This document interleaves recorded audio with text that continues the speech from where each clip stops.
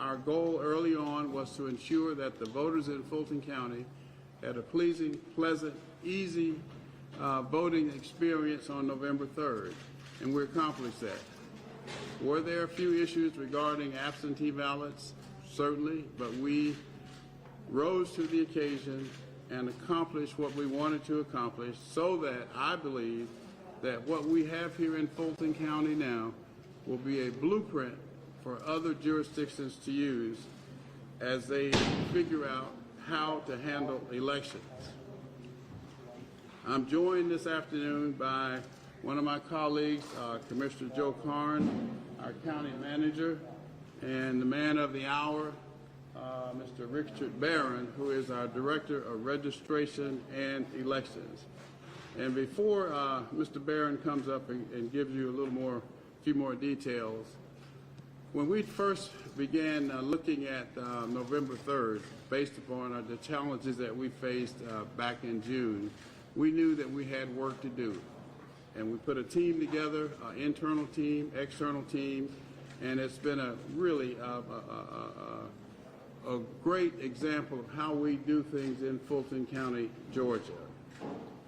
And I could not be more pleased with the results that we have here today.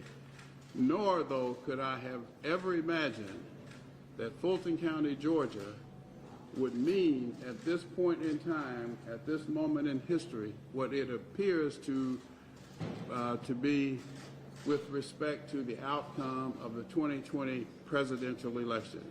So I'm excited to be here, and thank you all for being here with us this afternoon. With that, I'd like to ask Mr. Richard Barron, our Director of Registration and Elections, to go into more detail about the process and where we are at this point in time. Mr. Barron. Good afternoon, everyone. Good to see everyone here. So far we've counted 145,748 ballots, so we will be sending those over shortly. We also will be processing 3,610 provisional ballots by tomorrow, and if we receive any military overseas ballots, we'll do that. We also have approximately 1,200 cured ballots that were signature mismatches that we went through the extra research. We went to the original voter registration applications, and so those qualified, and we will be doing those this afternoon, and then that will conclude all of the absentee process for us. Once all of that goes over to our English Street warehouse, of course I've talked to everyone about the vote review panel. Vote review panel, once the scans go through, they look at voter intent on any ballots that are flagged and determine how the voter wanted to vote. And the Fulton County Republican Party, Fulton County Democratic Party appoint members to the vote review panels. The other thing I'd like to echo Chairman Pitts's thanks to the Atlanta Hawks for everything that they've done for us. We started working with them in June after the June primary, and we've been working with them ever since. We had a fantastic early voting this time. We voted more than 315,000 early voters, and the Hawks were a big portion of that. They never had any lines here. They could process so many voters. So I just want to thank Mr. Coonan and the owner of the Hawks and all of their staff, who are a joy to work with. I also need to thank my staff, because they've worked tirelessly since the end of probably, I guess it was, well, before March. Before that election was canceled during early voting. And they've been through a lot. We've had 28 COVID infections now this year. We lost a member of our staff in the spring. And we just had somebody else test positive yesterday. So that was a major challenge for us this year. But we were able to come through this November election, even with those 25 COVID infections in our warehouse. And we had a good, solid election day.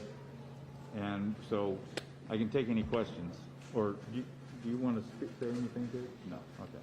How many votes still need to be posted on the website to be part of the tally? So we've posted, I believe it was 138,000, I think 646. That's the number that's in my head. That if you go to our website, you can see if that's the accurate number. Those have been through ballot adjudication, so the remainder will go on there.